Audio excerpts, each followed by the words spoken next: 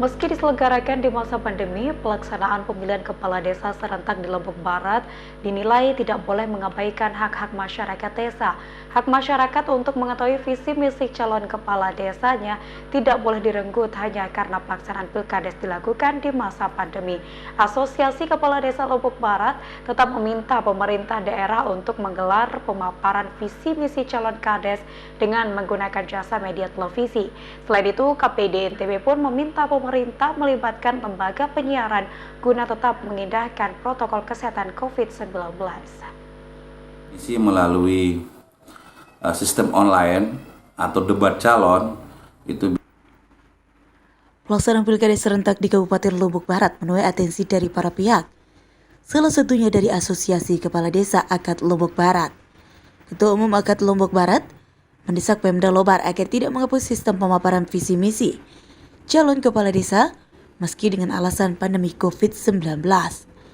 Lebih lanjut, Sahril menegaskan pemerintah tidak boleh mengabaikan pemaparan visi misi calon kades itu hanya karena takut.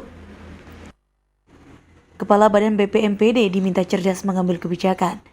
Terlebih saat ini, banyak media yang bisa membantu pemerintah menyebarluaskan informasi ke tengah masyarakat tanpa harus masyarakat berkumpul di satu tempat untuk meminta informasi tentang calon pemimpin yang akan memimpin desanya 6 tahun ke depan.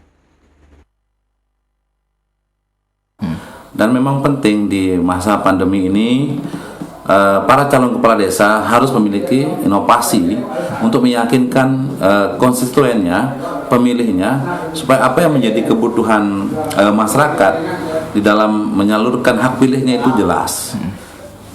Seperti apa bobot bebet daripada calonnya. Nah, kami juga berharap dari rekan-rekan media bisa ikut andil terhadap pilkades serentak yang akan dilaksanakan di Lombok Barat ini. Senada dengan Akad Lobar, Komisi Penyiaran Indonesia Daerah Nusa Tenggara Barat juga meminta pemerintah melibatkan lembaga penyiaran untuk ikut serta dalam menyebarluaskan informasi ke tengah masyarakat.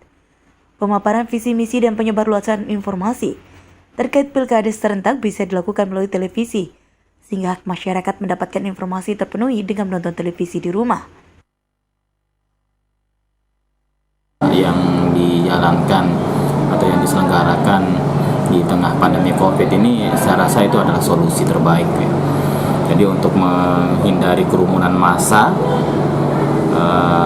bisa menggunakan jasa penyiaran televisi atau lembaga penyiaran untuk menyebarluaskan informasi terkait dengan pilkades.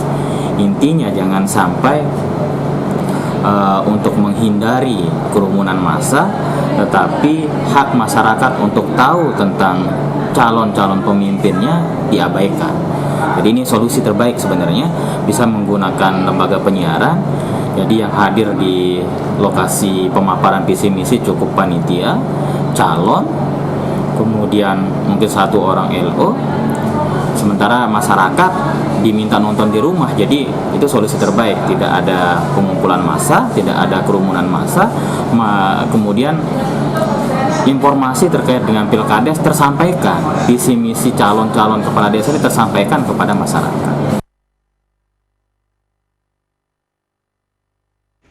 Ditambahkan Koordinator Bidang Isi Siaran KPD NTB, yang juga sebagai pemilih calon kepala desa pada pilkades serentak Juli mendatang itu, bahwa pihak penyelenggara pilkades harus sering muncul di televisi dan terdengar suaranya di radio, agar informasi terkait pesta demokrasi itu tersampaikan ke tengah masyarakat. Karena dengan informasi tersebut, masyarakat memiliki modal dalam menentukan siapa calon pemimpin yang akan mereka pilih. Sebelumnya, Badan Pemberdayaan Masyarakat dan Pemerintahan Desa BPMPD Lombok Barat memastikan pilkades serentak akan digelar di 24 desa yang ada di Lombok Barat. Pesta demokrasi akar rumput itu ditaksir akan menelan biaya 1,8 miliar rupiah yang bisa dipres sedemikian rupa dengan alasan pembatasan kegiatan. Hamdi, Lombok TV, Lombok Barat.